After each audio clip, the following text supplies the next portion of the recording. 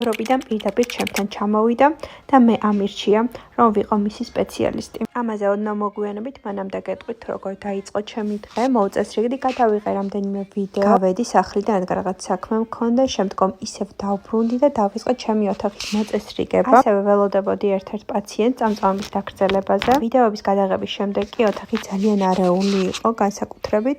აქ ნახავთ ჩემს სერტიფიკატებს, რომლებსაც ვერ მოუხერხეთ ღემთე, რომ ჩავსვათ ჩარჩოში და მინდა რომ ამ კედელზე გამოვაკრამ. ასეთი კი რამდენიმე მაქვს და ძალიან მალე კიდევ რამდენიმეს შევმატებ ჩემს კოლექციას. სანამ პაციენტი მოვა, აუცილებლად ვაწესრიგებ აქაურობას. ეს არის ჩემი განათება, რომელიც მაკროლინზას მოყვა და ლინზაზე მეტად ეს განათება მომეწონა.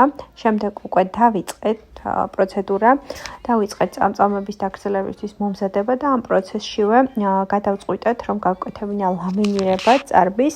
შესაბამისად, იქიდან გამომდინარე, რომ საკმაოდ ცოტა დრო სჭირდება ამ კონკრეტულ პროცედურას, სანამ მოვამზადებ, პერიოდულად ვადებდი ლამინირების მასალას, რაც საკმაოდ სწრაფად მოხდა. ამაში დიდი დრო არ დაგვიკარგავს, შემდეგ უკვე გადავიდი დაგრძელებაზე. ამ ვარდისფერი პრეპარატი თქულის დახატვის ცდილობა მქონდა, მაგრამ როცა მივხვდი, რომ არ გამოდიოდა, შემდეგ ისევ ჩვეულ რეჟიმში გავაგრძელე.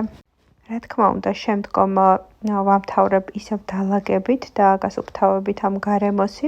თქვენ კი გიტოვებთ ასეთ ულამაზეს შედეგს და მომწერეთ კომენტარებში, როგორ მოგეწონათ და გაიკეთებდით თუ არა მსგავს დიზაინს.